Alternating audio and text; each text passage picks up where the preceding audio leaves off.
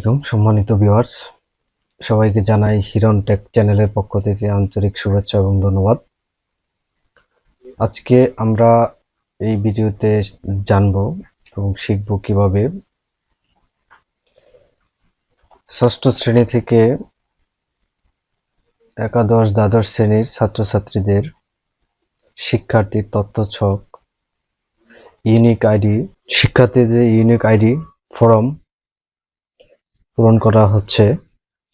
আজকে সঠিক এবং নির্ভুলভাবে আমরা দেখব এবং শিখব কিভাবে ইউনিক আইডি ফর্ম পূরণ করতে হয়। তো এই ইউনিক আইডি ফর্মটি আমরা ডাউনলোড করে নেব অথবা যে কোনো কম্পিউটার দোকান থেকে আমরা নিতে পারবো, বা আমরা এই ব্যান্ডবেজ www.bandbase.gov.bd এই ওয়েবসাইটে ঢুকে আমরা এই তথ্য ফর্মটি নিতে পারবো। তো সম্মানিত ভিউয়ার্স, আমরা শিক্ষার্থীর তথ্যছক প্রযোজ্য ক্ষেত্রে টিক চিহ্ন দিন। আমরা দেখতে পাচ্ছি এই ফর্মটির দুটি অংশ, একটি হচ্ছে ক অংশ এবং একটি খ অংশ। আমরা ক অংশে প্রবেশ করছি এবং দেখতেছি আমরা ক অংশ কিভাবে সুন্দরভাবে, সম্পূর্ণ সঠিকভাবে, নির্ভুলভাবে পূরণ করতে পারি। প্রথমে আইএন নাম্বার, এটা প্রতিষ্ঠান প্রধানরা যারা দায়িত্বে থাকবেন তারা এটা পূরণ করবেন। শিক্ষার্থীর মৌলিক তথ্য সিসিডিএস অনুসরণে আমরা এই তথ্যগুলা একজন শিক্ষার্থীর জন্ম নিবন্ধন থেকে সকল তথ্যগুলো আমরা অনুসরণ করতে পারি। তো আমরা এই ফর্মটি পূরণ করার সময় অবশ্যই জন্ম নিবন্ধন আমরা সাথে নিয়ে বসবো এবং সাথে নিয়ে আমরা ফর্মটি পূরণ করব। প্রথমে শিক্ষার্থীর নাম বাংলায় সুন্দরভাবে আমরা বাংলায় এখানে শিক্ষার্থীর নাম লিখব। দ্বিতীয়ত আছে শিক্ষার্থীর নাম ইংরেজিতে বড় অক্ষরে ক্যাপিটাল লেটার দিয়ে এই প্রত্যেকটা ঘরে একটা করে অক্ষর আমরা লিখব। নামের সম্পূর্ণ অংশটি এখানে লিখব।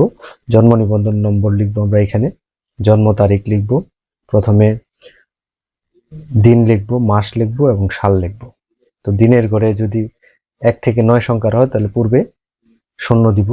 মাস যদি 1 থেকে 9 সংখ্যার হয় তাহলে আগে 0 দিব, তারপরে পরের সংখ্যাটি লিখব। এভাবে আমরা জন্ম তারিখ লিখব। জন্মস্থান নিজ জেলা, আমরা নিজ জেলা লিখব।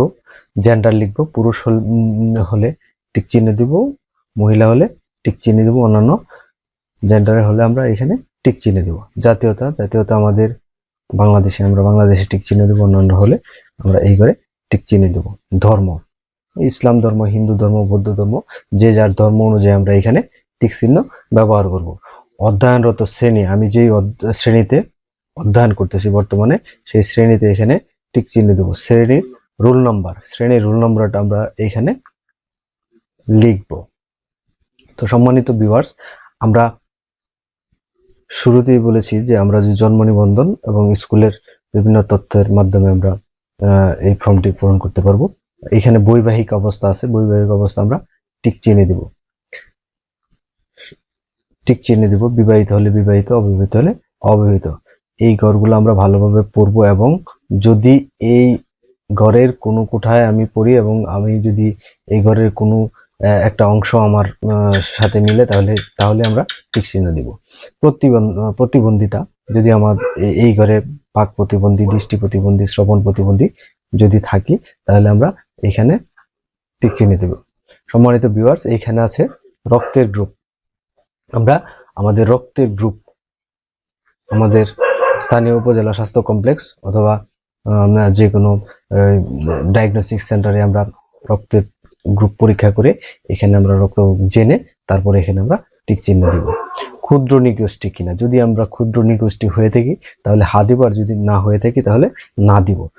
যদি না হয়ে থাকি তাহলে এই উত্তরে হা হলে নিচের যে কোনো একটিতে টিক চিহ্ন দিন। যদি উত্তরে হাত চিহ্নিত করি তাহলে এখানে টিক চিহ্ন দিব। যদি নাতে টিক চিহ্ন দিই তাহলে এই নিচের অংশ আমাদের পূরণ করতে হবে না। মাতার তথ্য এনআইডি অনুযায়ী। আমরা এই পর্বে চলে যাব মাতার তথ্য নিয়ে। মাতার তথ্য এনআইডি অনুযায়ী। মাতার এনআইডি অনুযায়ী মাতার নাম বাংলায় লিখব, এনআইডিতে যা আছে আমরা তাই লিখব। নাম ইংরেজিতে বড় অক্ষরে, এখানে ইংরেজিতে বড় ক্যাপিটাল অক্ষরে লিখব। এনআইডি নাম্বারটা আমরা এই জায়গায় লিখব। জন্ম তারিখ আমরা এই জায়গায় লিখব। পরবর্তীতে জন্ম নিবন্ধন নম্বর, মাতার জন্ম নিবন্ধন নম্বর যদি থাকে তাহলে আমরা লিখব। এই জায়গায় মাতার জন্ম নিবন্ধন নাম্বার লিখব। মোবাইল নাম্বার এই জায়গায় আমরা লিখব। পেশা এই জায়গায় আমরা পেশা লিখব। মাতা মৃত হলে মৃত্যুর সন, যদি মাতা মৃত হয় তাহলে মৃত্যুর সন আমরা এই জায়গায় লিখব। পিতার তথ্য এনআইডি অনুযায়ী। নাম লিখব বাংলায়, নাম ইংরেজিতে বড় অক্ষরে, আমরা প্রত্যেকটা ঘরে একটা করে ক্যাপিটাল অক্ষর লিখে আমরা এই ফর্মটি ফিল আপ করবো। এই অংশটি নাম, এই অংশটি আমরা ফিল আপ করবো। এনআইডি নাম্বার আমরা এখানে লিখব। জন্ম তারিখ আমরা প্রথমে দিন লিখব, তারপরে মাস লিখব, তারপরে সাল লিখব। জন্ম নিবন্ধন নম্বর এখানে পিতার জন্ম নিবন্ধন নম্বর আমরা লিখব। মোবাইল নাম্বার এখানে আমরা পিতার মোবাইল নাম্বার লিখব। পেশা এখানে পিতার পেশা আমরা লিখব। পিতা মৃত হলে মৃত্যুর সাল, যদি পিতা মৃত থাকে তাহলে মৃত্যুর সালটা এখানে আমরা লিখব। এই পর্বে আমরা চলে যাব বর্তমান ঠিকানা।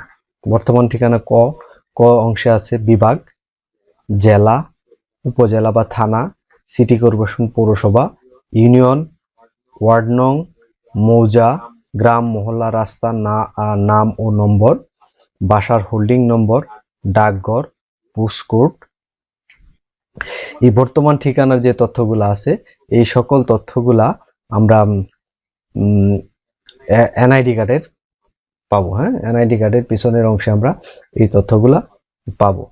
তো অবশ্যই আমাদের পোস্টকোড এইখানে এনআইডি কার্ডের পিছনের অংশে থাকে।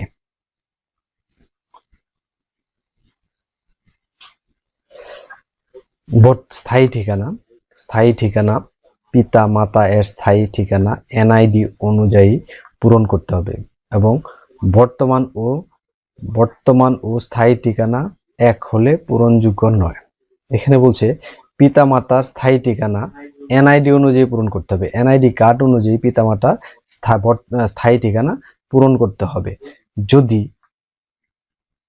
স্থায়ী ঠিকানা বর্তমান ঠিকানা এক হলে পূরণযোগ্য, যদি স্থায়ী ঠিকানা এবং বর্তমান ঠিকানা এক হয় পূরণযোগ্য নয়। যদি স্থায়ী ঠিকানা এবং বর্তমান ঠিকানা যদি এক হয় তাহলে স্থায়ী ঠিকানা পূরণযোগ্য নয়। এই অংশটা পূরণ করতে হবে না, শুধু বর্তমান ঠিকানা পূরণ করলেই চলবে।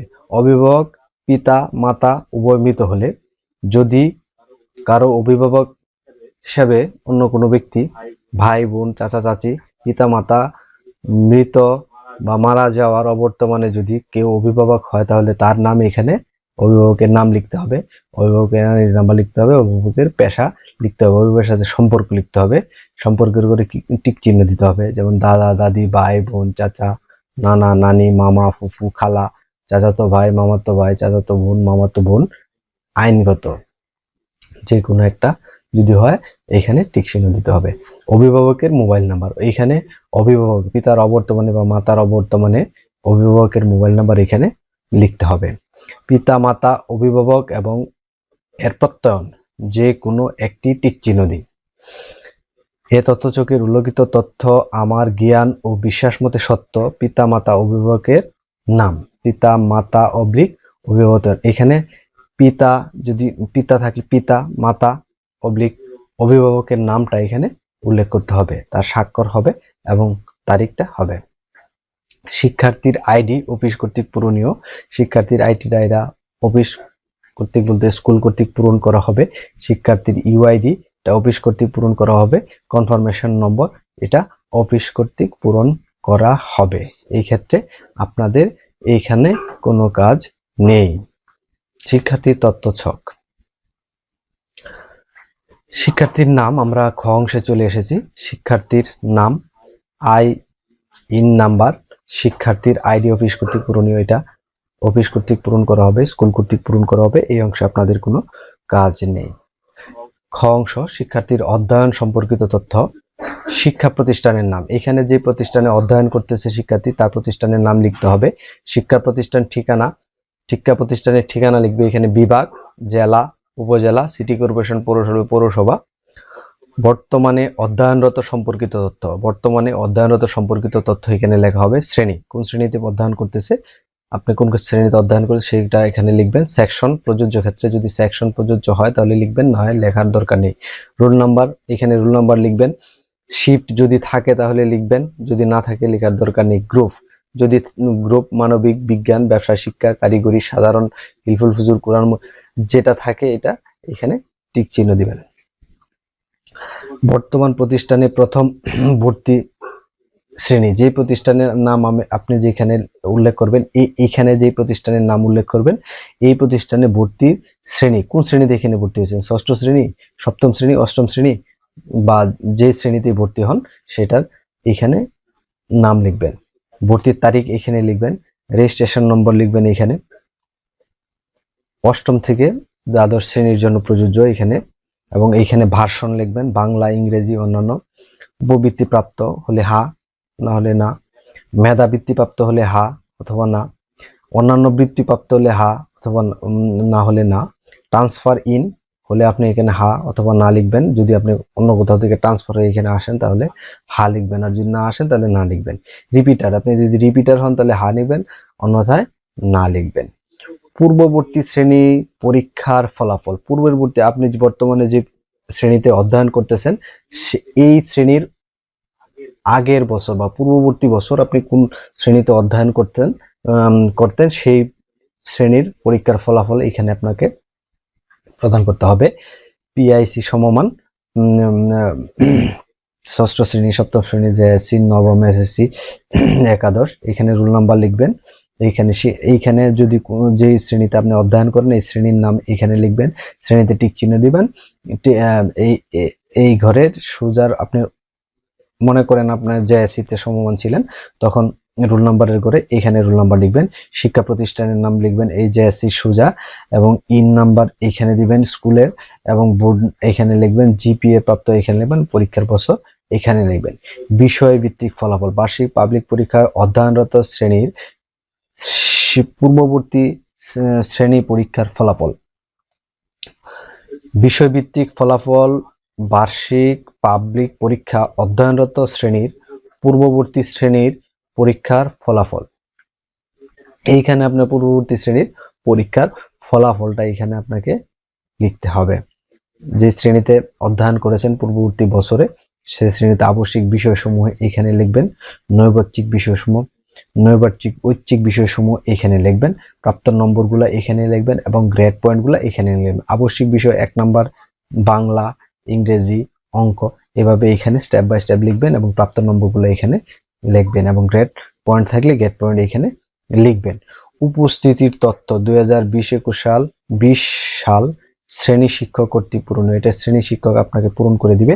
মাসের নাম জানুয়ারি, ফেব্রুয়ারি, মার্চ, এই 3 মাস। মোট কর্মদিবস কতদিন ছিল, মোট কত উপস্থিত দিনের সংখ্যা, মোট কর্মদিবস কতদিন ছিল এবং কত দিনে সে উপস্থিত ছিলেন, আপনি কতদিন উপস্থিত সেটা আপনার শ্রেণী শিক্ষক পূরণ করবে। কো কারিকুলাম কার্যক্রম প্রযোজ্য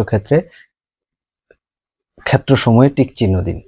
এইখানে কো কারিকুলামে আপনি কোন কো কারিকুলামে অংশগ্রহণ, যদি স্কুলে আপনি অধ্যয়নকালীন সময়ে কোনো কো কারিকুলামে অংশগ্রহণ করে থাকেন, যেমন স্কাউটিং আছে, গার্লস গাইড আছে, বার্ষিক ক্রীড়া প্রতিযোগিতা, সাংস্কৃতিক ফুটবল, এই কো ক্রীড়া প্রতিযোগিতায় যদি আপনি কোনোটায় অংশগ্রহণ করে থাকেন তাহলে আপনি এইখানে যেই ইভেন্টে অংশগ্রহণ করেছেন, ক্রিকেট, ভলিবল, হাম, কাবাডি, হ্যান্ডবল, ইনডোর গেম, বিজ্ঞান মেলা, বৃক্ষরোপণ, স্বেচ্ছায় রক্তদান, সাক্ষরতা অভিযান, বিতর্ক, হামদনাদ, কেরাত, আজান, অন্যান্য, যেই কো কারিকুলামে আপনি অংশগ্রহণ করেছেন, কার্যক্রমে অংশগ্রহণ করেছেন, তাতে টিক চিহ্ন দিবেন। শখ, আপনার শখ প্রযোজ্য ক্ষেত্রে টিক চিহ্ন দিন। যদি আপনার শখে এখানে যে শখগুলা বা ইভেন্টগুলা আপনাকে এখানে উল্লেখ করা হয়েছে সেগুলোর ভিতরে যদি আপনার শখ পড়ে তাহলে আপনি এখানে টিক চিহ্ন দিবেন। অংশগ্রহণ প্রযোজ্য ক্ষেত্রে টিক চিহ্ন দিন। সাহিত্য সংস্কৃতিতে যদি আপনি অংশগ্রহণ করে থাকেন, আন্তর্জাতিক পর্যায়ে, জাতীয় পর্যায়ে, বিভাগীয়, জেলা, উপজেলা পর্যায়ে, আন্তঃশিক্ষা প্রতিষ্ঠান, নিজ জেলা প্রতিষ্ঠানে যদি আপনি কোনো সময় অংশগ্রহণ করে থাকেন সাহিত্য সাংস্কৃতিক প্রতিযোগিতা, তাহলে আপনি এখানে টিক চিহ্ন দিবেন। ক্রীড়া প্রতিযোগিতা অংশগ্রহণ করলে আপনি এখানে কোন অংশে আপনি কোন বিভাগে বা কোন পর্যায়ে আপনি অংশগ্রহণ করেছেন সেটা এখানে টিক চিহ্ন দিবেন। সৃজনশীলতা, শুদ্ধাচার, জাতীয়, এর উপর আপনি কোন ইভেন্টে অংশগ্রহণ করেছেন বা কোথায় কোন অংশগ্রহণ করেছেন সেটা সঠিকভাবে এখানে টিক চিহ্ন দিবেন। যদি না অংশগ্রহণ করে থাকেন তাহলে টিক চিহ্ন দেওয়ার কোনো প্রয়োজন নেই। অর্জন, পুরস্কার, সনদ সংক্রান্ত প্রযোজ্য ক্ষেত্রে আপনি সাহিত্য সংস্কৃতি যে অর্জন করেছেন, যে সংস্কৃতি অর্জন, পুরস্কার, সনদ সংক্রান্ত প্রযোজ্য ক্ষেত্রসমূহে টিক চিহ্ন দিন। আপনি যদি সাহিত্য সংস্কৃতিতে কোনো আন্তর্জাতিকভাবে, জাতীয়ভাবে, বিভাগীয়, জেলা পর্যায়ে, উপজেলা পর্যায়ে, আন্তঃশিক্ষা প্রতিষ্ঠানে, নিজ নিজ শিক্ষা প্রতিষ্ঠানে যদি কোনো অর্জন, পুরস্কার, সনদ প্রাপ্ত হয়ে থাকেন সাহিত্য সংস্কৃতি, ক্রিয়া, সৃজনশীল, শুদ্ধাচার এই বিষয়ে যদি কোনো পুরস্কার, সনদ অর্জন করে থাকেন তাহলে এখানে টিক চিহ্ন দিবেন। শিক্ষার্থীর ক্যাটাগরি: কর্মজীবী, ভূমি অভিভাবকের সন্তান, মুক্তিযোদ্ধা, পোষ্যনাতনী, অনাথ, এতিম। এখানে শিক্ষার ক্যাটাগরি কর্মজীবী আছে, ভূমিহীন অভিভাবকের সন্তান আছে, মুক্তিযোদ্ধা, পোষ্য নাতি নাতনি আছে, অনাথ এবং এতিম। এই ক্যাটাগরিতে যদি আপনি পড়েন তাহলে এখানে আপনি টিক চিহ্ন দিবেন। শিক্ষার্থীর স্বাক্ষর সর্বশেষে এইখানে আপনি আপনার হাতে স্বাক্ষর করবেন, তারিখ লিখবেন। শ্রেণী শিক্ষকের স্বাক্ষর, তারিখ, নাম, এনআইডি, রোল নাম্বার, এটা শ্রেণী শিক্ষক পূরণ করবে। প্রত্যয়নপত্র, এই তথ্য ছকে প্রদত্ত তথ্য আমার জানা মতে সঠিক ও নির্মূল। প্রতিষ্ঠান প্রধানের স্বাক্ষর, এখানে প্রতিষ্ঠান প্রধান স্বাক্ষর করবে, ওনার নাম লিখবেন, তারিখ এখানে লিখবেন, মোবাইল নম্বর লিখবেন এবং এনআইডি নম্বর লিখবেন। সর্বশেষ এই ফর্মটি পূরণ করার পর পুনরায় আবার দেখবেন, যদি কোথাও কোনো ত্রুটি হয়ে থাকে পুনরায় সেটা আবার আপনার গার্জিয়ান, অভিভাবক অথবা যে শিক্ষক ভালোভাবে পারদর্শী ফর্ম ফিল আপে তার অবশ্যই সহযোগিতা নেবেন। তো পরিশেষে সবাইকে ধন্যবাদ জানাই এবং আমার এই ক্ষুদ্র প্রয়াস, আমার এই ভিডিওটি যদি আপনার শিক্ষার্থীর ক্ষেত্রে, শিক্ষা জীবনের ক্ষেত্রে এই ইউনিক আইডি তথ্য ছক, ইউনিক আইডি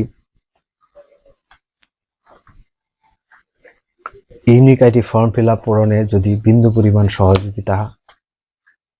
সহযোগী হয়ে থাকে তাহলে অবশ্যই আমার চ্যানেলটি সাবস্ক্রাইব করবেন।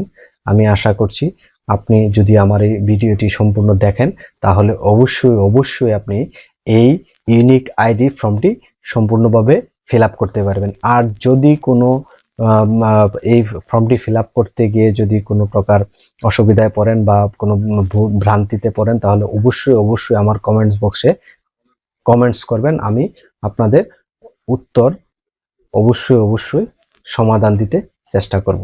ধন্যবাদ সবাইকে। আবারও হিরণ টিচ চ্যানেলের পক্ষ থেকে সবাইকে আন্তরিক শুভেচ্ছা এবং ধন্যবাদ জানিয়ে শেষ করছি। আসসালামু আলাইকুম।